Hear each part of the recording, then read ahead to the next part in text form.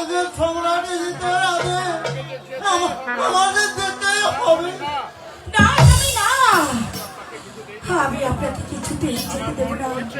আমার মনে বলছি ওই দরবারে গেলে আপনার আপনার বড্ড বিপদ হবে।